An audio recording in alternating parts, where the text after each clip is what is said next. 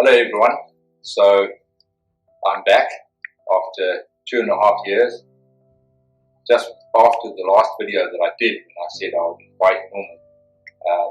The whole COVID pandemic started and there were restrictions. In our country it was quite serious.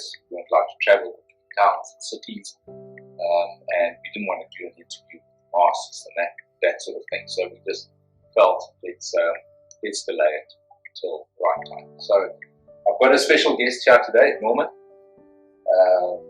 Norman's come from a city about 150 kilometers from here. Yeah, it's 150 k. Yeah, and so yeah, it's just what I want to do today is continue fill in a few gaps in my testimony, and also hear from Norman, because Norman was also rescued through the Lord's intervention and ongoing, because he had several operations. He was involved in a nasty vehicle accident, car accident, and he saw the Lord's hand through that whole episode. And so Norman at the time, about 3 years ago, was working for a company in near Gweru, a mining company. And Norman's a diesel farm fitter, so he was sent out to work on equipment at the different mines owned by this company. And on this particular occasion, he was sent to a fairly remote mine. And unfortunately, this company was perhaps a bit cash-strapped at the time, but they were not maintaining the vehicles and providing what was needed to keep all the equipment in shape. And so Norman was given a vehicle that was reasonably new, but it had terrible tires on it. And he was sent out to a fairly remote mine from his main base, about 70 kilometers away. So Yes. and then you managed to get to the mine, but when he got there, one of the tires had deflated and had an issue. So you had to find a tire somewhere. You managed to fit that and get back to your base. Yes. And that's when things went horribly wrong. So Norman, if you could just explain what happened with your accident. You had now left that mine and you're on a very sandy, fairly dangerous road, because it's thick sand. But you can easily get into skids, and I know those roads are bad. It's very sandy. So yeah, what happened? When I left the mine, when I was traveling, yes, I was a bit fast, but not really that fast. Yeah, Because you knew this tire is I knew I had bad tires, so I retired best. Then the vehicle started skidding sideways. During that time, one of my colleagues whom I had jumped open the door and jumped off the vehicle. So I tried to avoid him, but the vehicle went over him, and I went off the road. When I was coming back, I negotiated to steer my vehicle back into the road. The guy who was left with the vehicle pulled the steering now, and the vehicle started flipping. And he threw the other guy outside, and me, I was in the vehicle. It rolled with me inside until it got back on its wheels. Then I managed to. I was conscious, that's the good part of it. I just looked at myself. Then I realized that my femur was broken. One was protruding outside my thigh. So I just said to myself, I need to pray. Then I said, God, my kids are still young. To give me another chance. Then I laid back on in the vehicle. About 10 minutes later, people came in from the area, and I asked for them to give me if there is someone with the phone. And there was no signal in that area. Yeah. Normally there's no signal. There's no signal. I remember you saying that. Yeah. There's no signal in that area. So people on that side, they don't have phones. So I asked them, can someone look for my phone? At this stage, you're bleeding obviously a lot. Yes. You're losing a lot of blood. I was losing a lot of blood and I was feeling hot. I mean, there's a bone protruding out of your leg.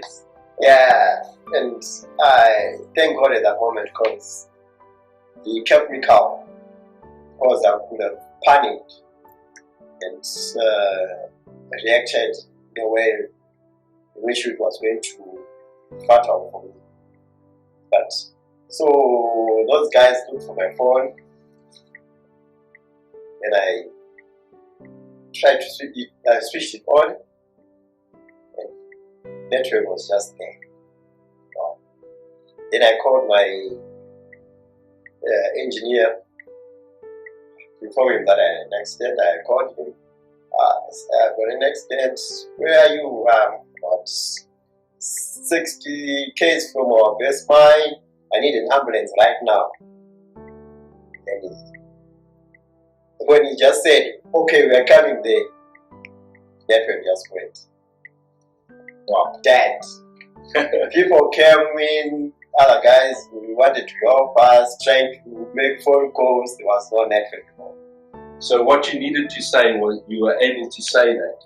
It's almost like the Lord provided a window of reception. Yes, just gave me cell that phone reception. And for that, what you needed to say, and then that was it. That was it. Right. And so those guys came. It was a long story, but they managed to get you to a hospital. It wasn't great. It wasn't great care that you received at the hospital, but they were able to obviously stop the bleeding, etc. Unfortunately, one of the men that you were with passed away in that accident, and the other guy had a dislocated shoulder that he recovered. Norman, just share a little bit about, because I think it's a great lesson in this, about the ambulance that you were working on in the weeks and months leading up to this event. It was a company ambulance, is that right? Yeah. It was a company ambulance. It had been kind of mothballed. It had been parked over to the side. Nobody had maintained it. This is a mining company, and mining companies should really have an ambulance on standby. And you recognize that this vehicle needs to be operable at a moment's notice, so that obviously if there's a problem, an accident, it can attend to the people. Just for the viewers, I mentioned in the previous video, we live in one of the less developed countries in Africa, in Zimbabwe, and things are not always available. Ambulances are not always serviceable.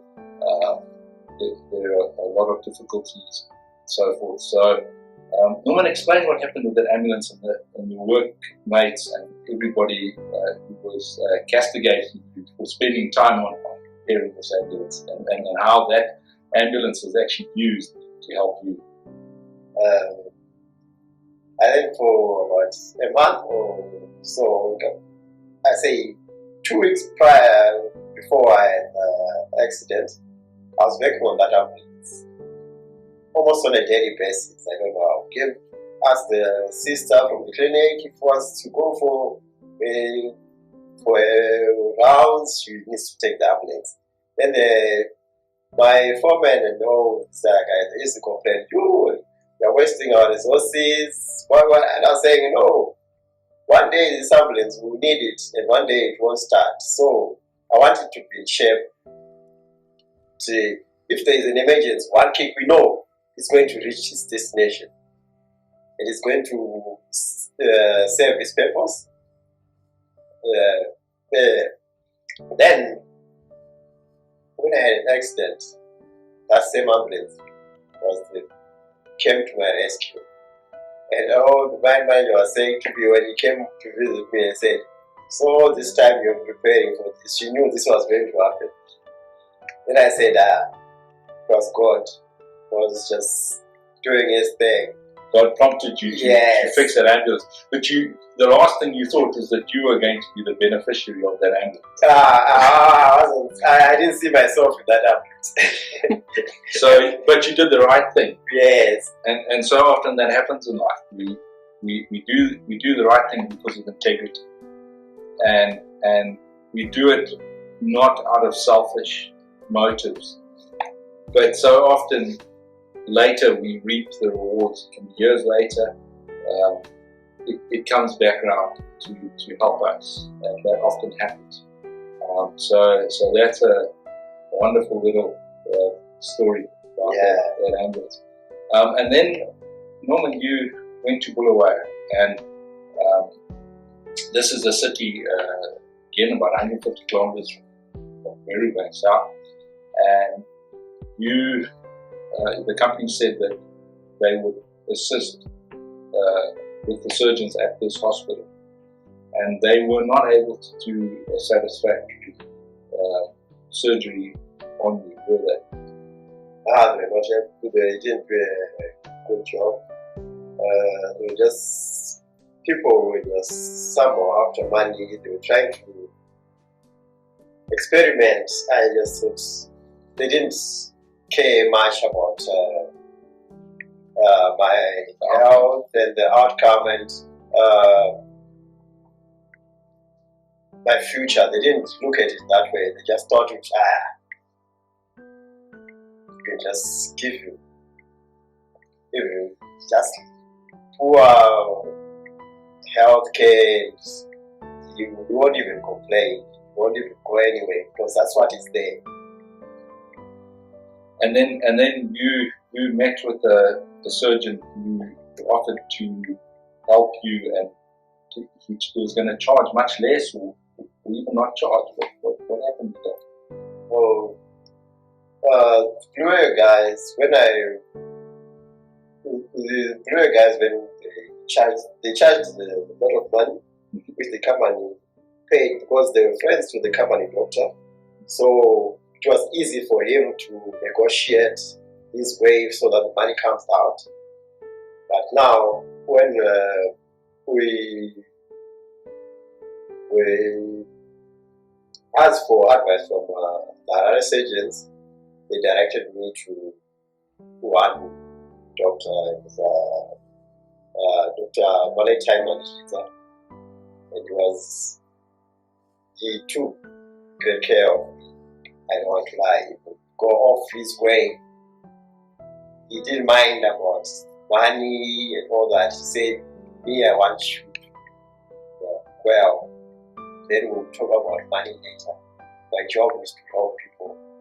If I want money, lots of money, I go and operate people. In the United States, I go to India, I go and operate those people. To me, it was God, because he took me from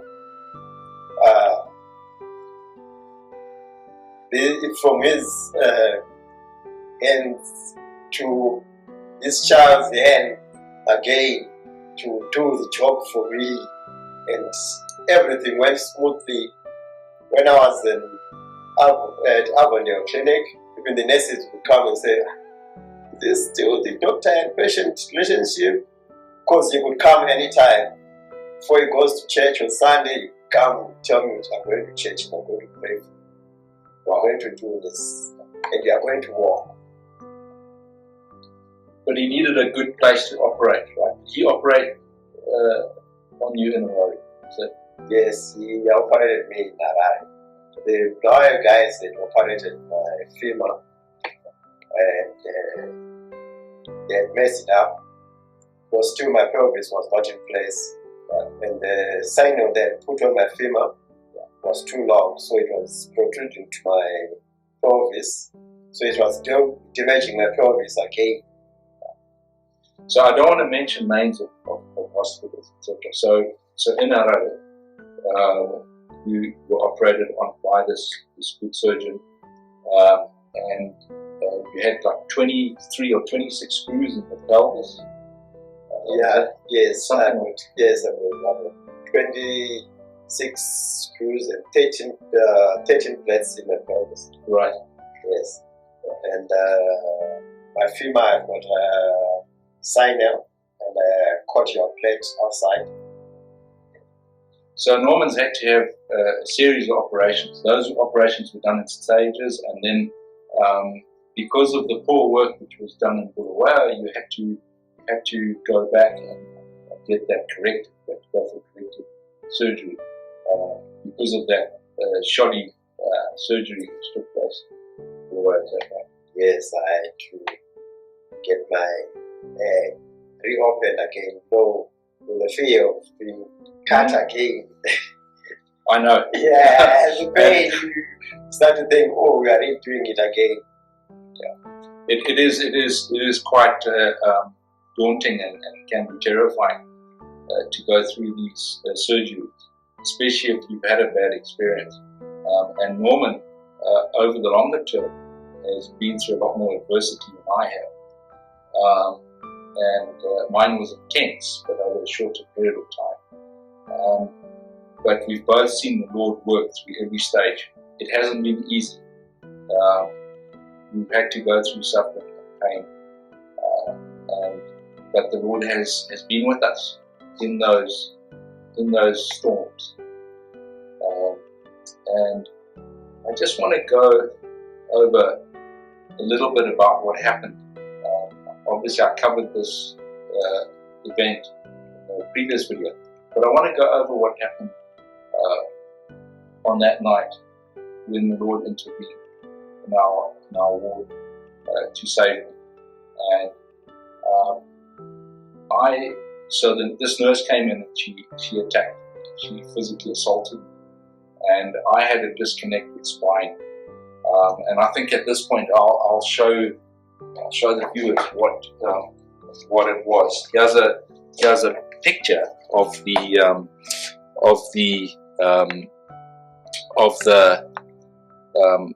operation site with the screws and the rods, and you can see the upper set of screws completely miss that vertebra. I forget what that is, C3 or C4, something like that. And those screws plowed into the flesh and possibly some nerves as well on either side. It was extremely painful. So and you can see on this other scan here, the screws. Can you see that? Yeah. The screws. That's obviously a section, and those were okay, but these two completely missed. And so my spine was unstable as it was, in a very bad way. Spondylolisthesis, I think stage 4, and I then had this failed operation. And so when the nurse shoved me over, that obviously caused a lot of nerve trauma and threw me into a seizure. And I spoke to Norman, and a lot of people will say that I was hallucinating because I was on heavy drugs. Yes, these drugs can cause you to hallucinate, but I was not hallucinating. A lot of what I was saying was very coherent, and Norman just explained what happened and what you prayed when I spoke. And I don't even think I was speaking out of my natural mind. It was almost like spiritually, because I was shutting down. But I spoke to you, and what did I say, and what did you do? I remember that night we were in a lot of pain. When you say, No, I yelled out when I was shoved over. Is that when you woke up? Yes, that's when I woke up. When you say, and the nurse ran out. The nurse ran out. Then you said, "Women, can you pray with me? And can you pray so that I can be in agreement with you?" Then I started praying because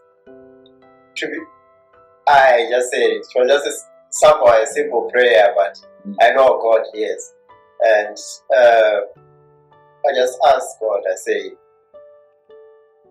Lord, we need you right now. For we are the children now, and we are both helpless. We can't help ourselves. Yes. And you are the Lord. You can do what no man can ever do. So we want you to come and help you. James is in pain. I realized the nurse had gone out. They were not helping us at that moment. I know they will think, as you were saying, when you're on those drugs, they think you're just one more drugs to be.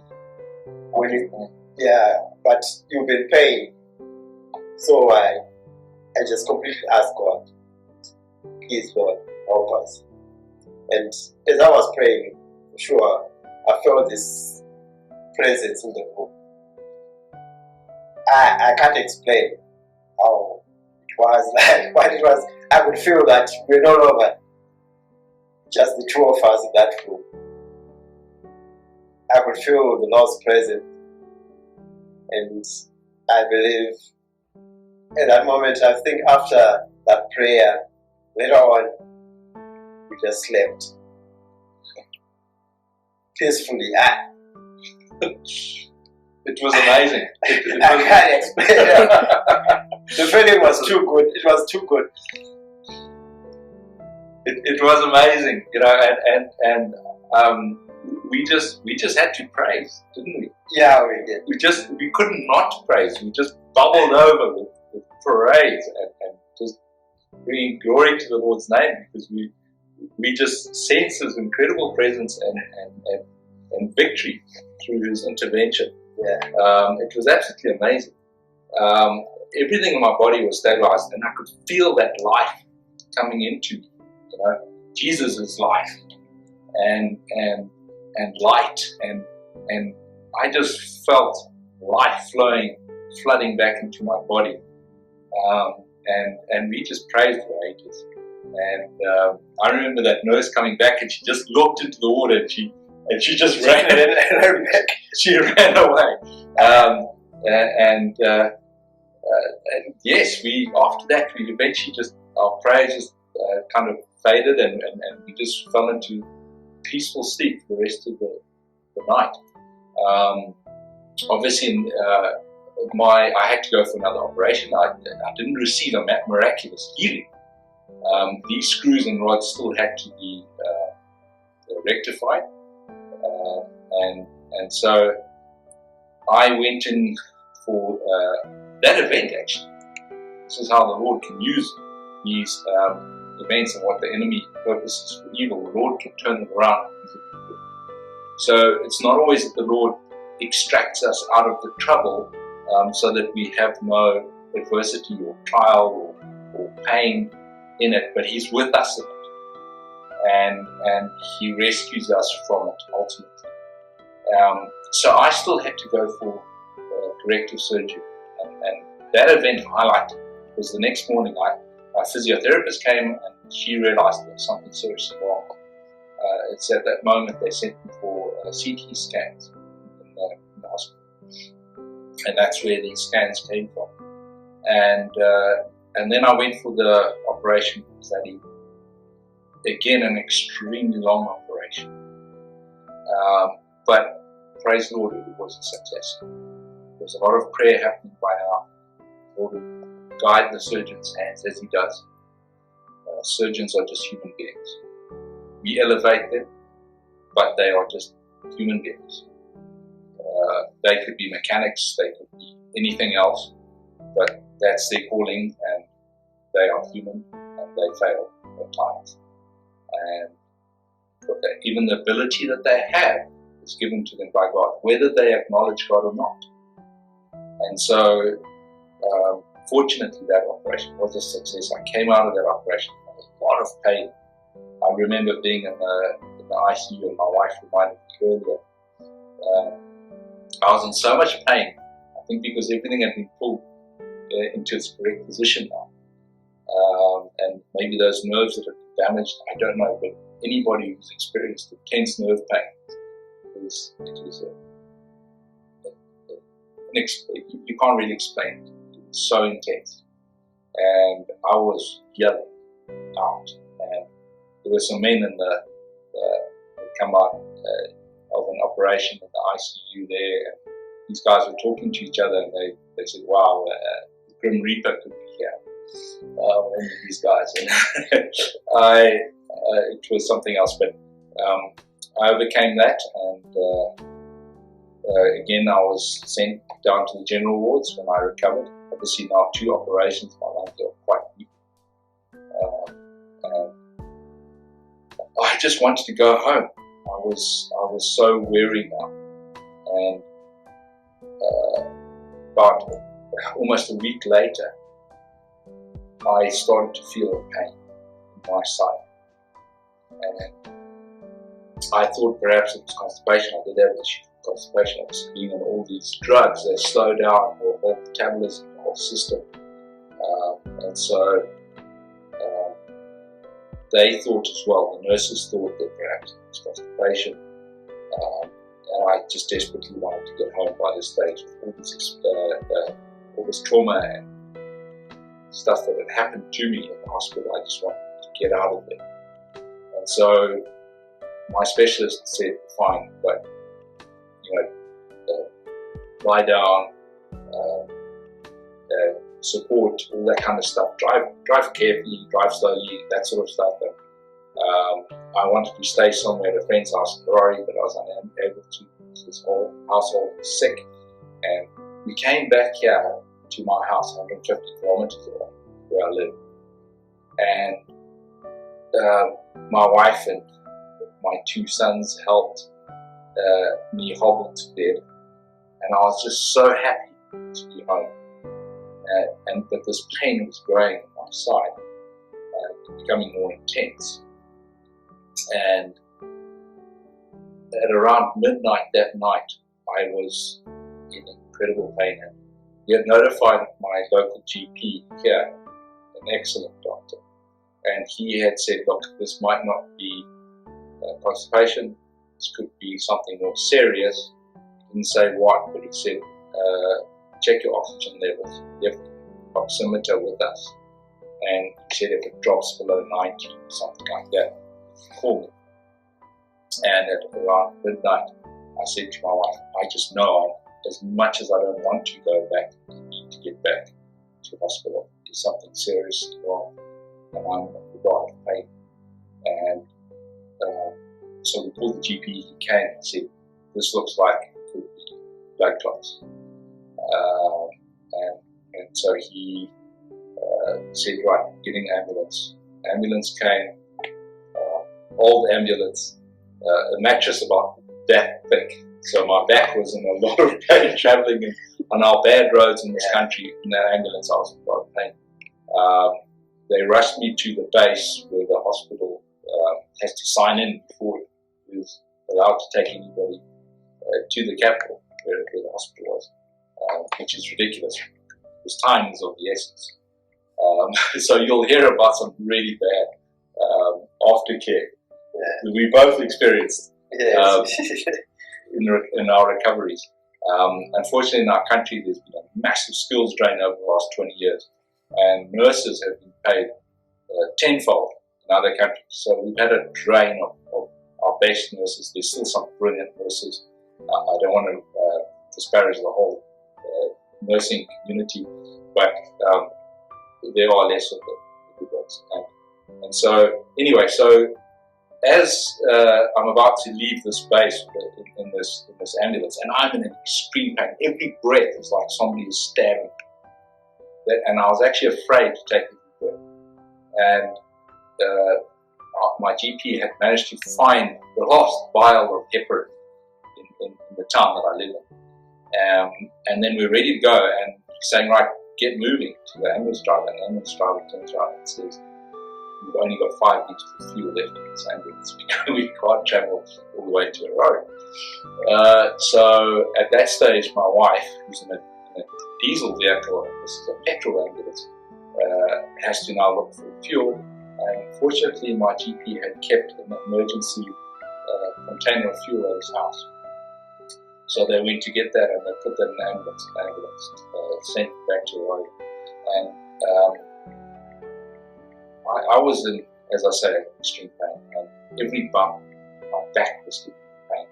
Because this mattress was inadequate. And at some stage, when I got to the next town, which is about 30 kilometers or 20 miles away, there were these rumble strips on the road. And I was in so much pain, I just thought, I'm helpless. I'm just going to praise God. He's rescued me already. I've got a testimony. And I'm going to stand on that testimony. And so I'm just going to praise God. And I did. I started to praise Him. And not out loud, but in my heart. And an amazing thing happened after a very short while. It was like the journey took 5 minutes or less. It was like we're teleported, or I was put in a state of mind and being, I don't know what, but before I knew it, we were turning into the hospital. It was about 3:30 in the morning at that stage, and my problems weren't over. I wasn't out of the woods yet, because although I had serious blood clots, nobody diagnosed that. I was misdiagnosed after an X-ray of having mild pneumonia. And so with that diagnosis, I wasn't sent to ICU, I was sent to the general wards in this hospital. And I was put in with some other people in the general ward, and I was in a lot of pain. I was crying out. I was trying to call the nurses, and they weren't responding. Maybe every fourth time I pressed the bell, they would come.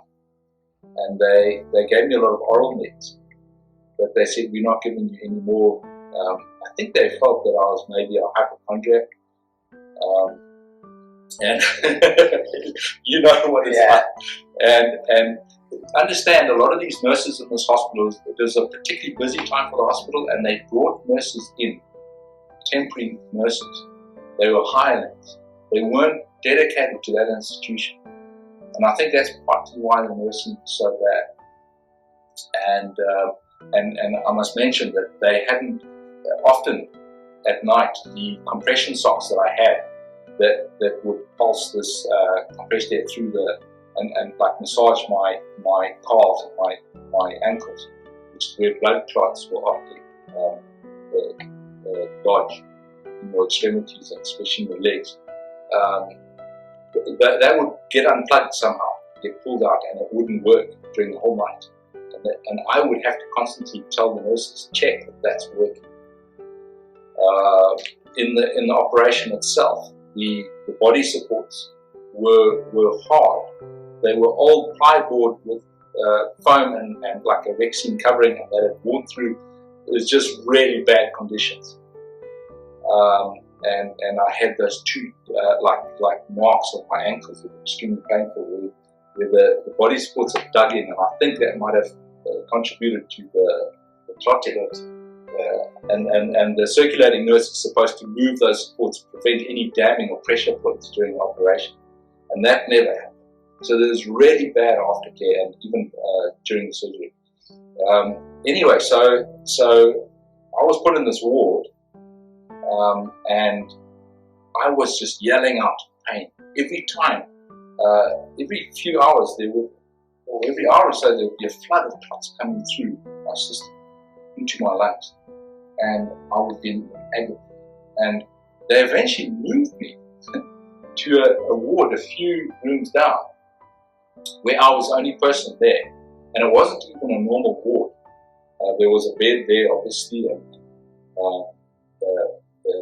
they wheeled me in there on that same bed, and there was a PowerPoint and all that stuff, but there were vacuum cleaners, like a cleaning room. And I think they just left me there because I was making noise. I was in so much pain, and they thought I was being like a hypochondriac, as I said. And I would ring this bell, and eventually they came, and I thought I need to really threaten these people, because I'm going to die here. It's something seriously wrong with me. And I told them I'll sue them if they didn't call my specialist, because they were not phoning my specialist. And then they did. And she realized at that point this could be a lot more serious. Then we send the cardiologist. So cardiologist came, and she did a whole lot of tests on me, and she rushed me to a CT scan in the hospital, the ground floor. And the scans revealed that I had actually had, by this stage, massive bilateral pulmonary embolism. And I'll just show you just one of the scans. I don't know these. I don't know these too well, but these are. I'm assuming these are the clots, and they were full on both sides of my lungs. And so when they realized this, they rushed me up to ICU, put me on oxygen, and by this stage I was exhausted. I hadn't slept for a couple of days. I was in a bad way, and dragged out a clot on my brain as well. And I was in ICU that night, and there was a lot of prayer by this stage. And if it weren't for that prayer, I wouldn't be here. I really believe that. And the specialist actually told my wife, she said, look, you may not make it. And there were we've got some friends who live in that city, and there's a ladies group, and they are prayer warriors. And they came and they were praying around this hospital, and they said, there's such a spirit of heaviness at this hospital. And Norman will testify to that. And my friend's wife was praying with these ladies, was prompted to just come up to the ICU, the HDU, wherever I was, and to just tell me to hang on. And it was amazing. She just kind of just went into the hospital outside visiting hours, and she managed to make it to my bedside. And I woke up and she was there, and she had this panic look on her face. And she said, I just feel the woman saying, hold on, don't give up. You've got a young family and you need to go through this. And I really needed that at that time. Because I realized I was ready to give up. I was just giving up, the process of giving up. And so I pulled myself together. I just bent on the Lord. We can do all things through Christ who strengthens us. And so I just felt strengthened. And I pulled through. It was help. And then after a few days, I went back into the general wards, and I was with Norman again, which was great. Norman was there. He went through so much. This guy went through so much. He had a vacuum pump connected to his pelvis because he had an infection. The surgery got infected. The site got infected. And he was an inspiration. Norman was an inspiration. So we encouraged each other, which was great. The Lord arranged for us to be there at the same time. I think in the same place, the same ward, everything. And so I slowly recovered, and here I am. My back is strong. I can't do everything I used to do, but I can do everything I need to do. I can lift things. My lungs are good. The Lord has been very gracious to both of us. Very true. Yeah, and Norman, as I say, he had to go for further surgeries after that.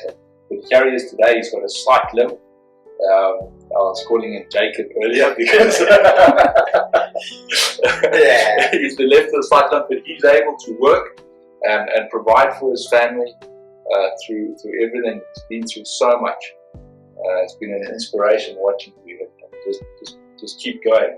That resilience, that perseverance. And I think if I want people to have a takeaway from my experience, and women shared as well, is the reality of the spiritual realm is it's powerful, very powerful. Because both of us, we're helpless. Yeah. We're helpless. We couldn't help ourselves. But we realized, also by inspiration, prayer. So, can't separate each other, but we can pray. God can intervene. Amen. It has to be well, and up to this day, I don't know. There are some things I can't explain. It wasn't just a coincidence for us. It's a life-changing experience, especially for me.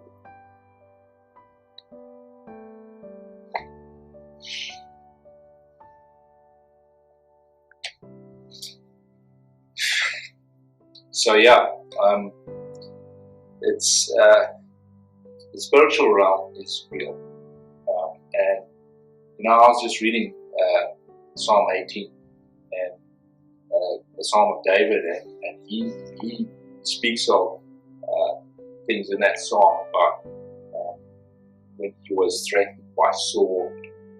He went through so much, and if you read that psalm, there's a lot there that I experienced. I don't want to compare myself to David, but he's the same God who rescued David, who rescues us, who can rescue you, who wants to see you rescued. Spiritually, above all, the natural is insignificant compared to the spiritual realm, because that's eternity, that's forever, and forever is a long time. This life is just a blip. It's just a small window in our existence,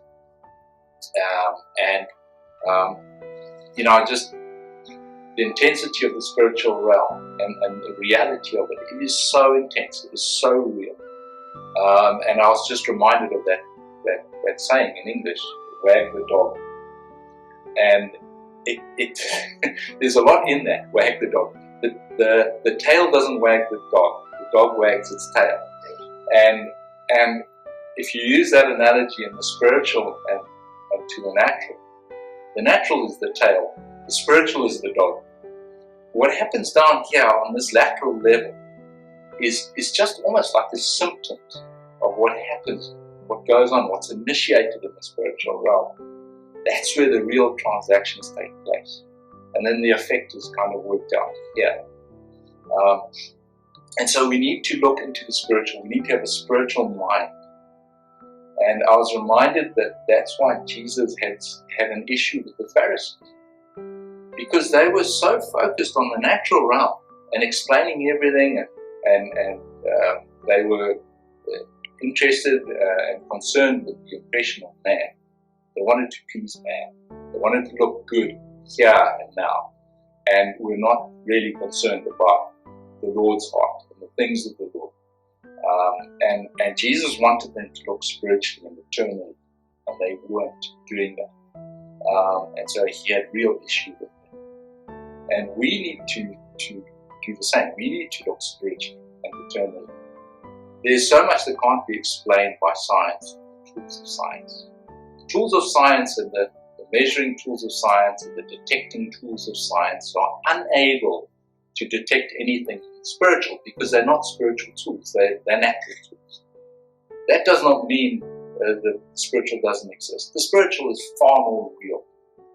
Sometimes people talk about illusions.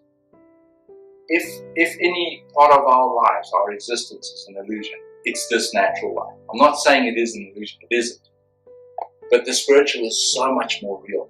That's where the rubber meets the road. That's where things happen. That's where our will, our emotions and everything are worked out. We are seated in heavenly places in the spiritual realm as well. There's a component of us there. And we are spiritual beings with a human component. We're not human beings with a spiritual component. We are first and foremost spiritual beings. And so we have to think spiritually, and we have to address the spiritual things in our heart, I'm not talking about this heart that counts blood and clots around your body. I'm talking about our spiritual heart. That is, we've got ears and we've got eyes in that heart. It's a spiritual thing. Our soulish attributes, the attributes of our soul, rather, our emotions, our will, our ambitions, our desires. These are all spiritual things. There's no surgeon who has operated on someone and found where their ambitions are housed, where their emotions are housed. They never will. Those are spiritual things. We are fools to say that we are entirely natural beings. We're not. And so we need to look to the spiritual. We need to think with a spiritual mind. We need to have a spiritual perspective. What goes on here is important, but we need to have that spiritual mind of Christ. So it was good to share with you. It was good to just share and express what we've been through and how the Lord has intervened for us. So thank you very much for your time. Like and subscribe and share this video. If you feel prompted to do so, don't be shy to do it. Thank you so much. Take care and bye for now.